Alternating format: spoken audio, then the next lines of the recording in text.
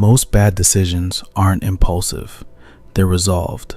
They happen after thinking, after agreement, after everything feels clear. Certainty feels like clarity, but they are not the same thing. This video looks at what happens inside the mind when uncertainty becomes uncomfortable, and how intelligence is often replaced not by emotion, but by premature internal closure. That shift is subtle. It doesn't announce itself. There is a moment that feels deceptively stable. Nothing dramatic is happening.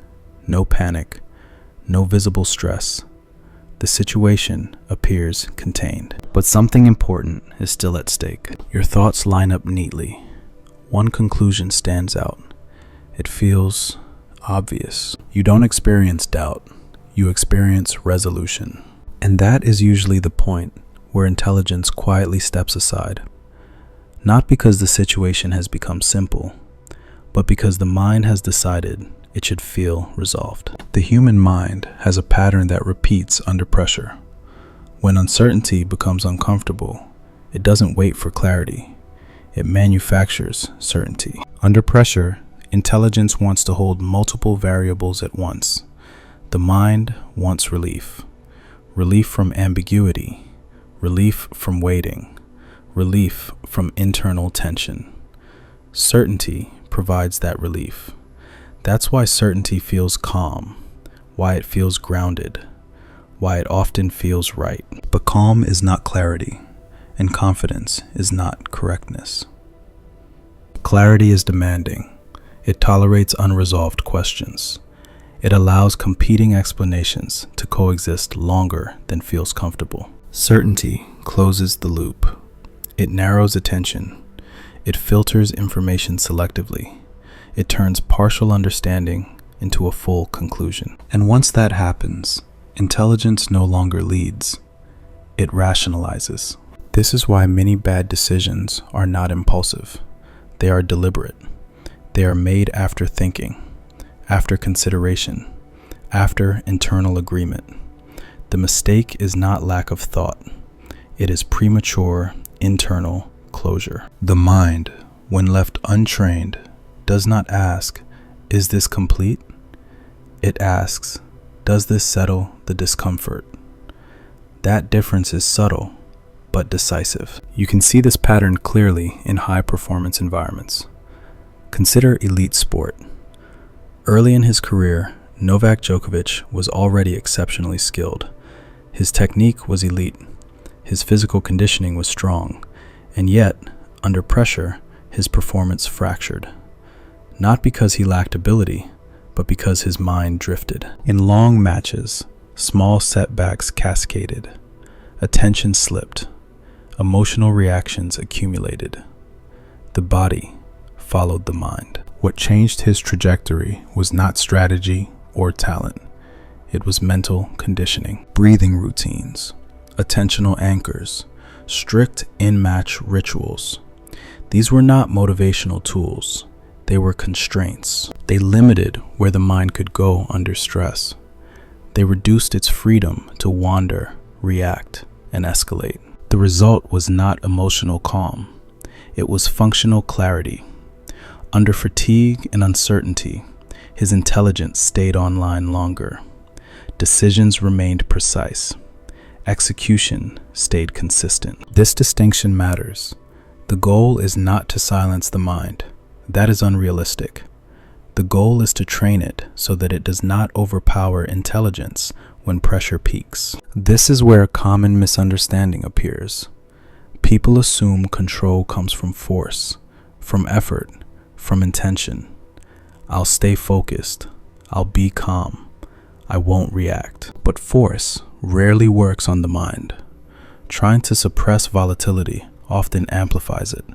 Trying to impose calm often creates more friction. Control emerges differently.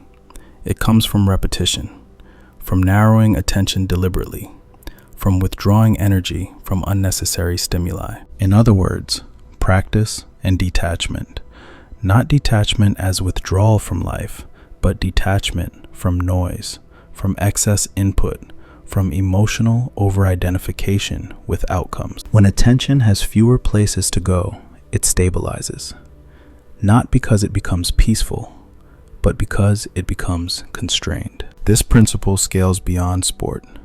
In business and finance, decision-making rarely collapses because of ignorance. It collapses because emotion outruns structure. During periods of market chaos, fear and greed don't announce themselves dramatically. They feel rational. They arrive as certainty. This time is different. This is obvious. This can't wait. Few people illustrate the opposite better than Warren Buffett. His advantage has never been speed, or superior information, or constant activity. It has been emotional restraint embedded in structure, pre-committed principles, long time horizons, defined filters for action. These are not intellectual flexes. They are mental safeguards. When markets surge or collapse, most minds search for certainty. They grasp narratives that explain the chaos and justify immediate action. In 1999, during the peak of the dot-com boom, this search for certainty became almost universal. Companies with no earnings, no proven models, and no clear paths to profitability were being rewarded simply for participation. The prevailing certainty was simple. This time was different. Warren Buffett did not participate, not quietly, not selectively. He stayed out entirely. For nearly 2 years, his returns lagged. He was criticized publicly. Investors questioned whether he had lost touch. But his framework did not change. When the bubble collapsed, the cost of that collective certainty became visible, and the value of structured restraint became obvious. That was not intuition. It was the mind operating inside pre-committed constraints, while others reacted to narrative pressure. That pattern explains what his approach was actually doing beneath the surface. Buffett's approach does something quieter. It limits where the mind is allowed to engage. If conditions do not meet predefined criteria, no action occurs, regardless of emotion. This turns the mind into an ally rather than an instigator, because the mind is never neutral. When trained, it supports judgment. When untrained, it sabotages it. This applies just as clearly in everyday life. In relationships, certainty often masquerades as understanding. A single interpretation hardens into a conclusion. Motives are assumed. Patterns are declared permanent. He always does this. She never listens. This is who they are. The mind seeks emotional resolution. And once certainty settles in, curiosity disappears. Clarity would require holding ambiguity longer, allowing alternative explanations, resisting immediate emotional relief. But clarity is slower, and certainty feels efficient. In moments of crisis, personal, professional, existential, the same dynamic repeats. People don't collapse because they feel too much uncertainty.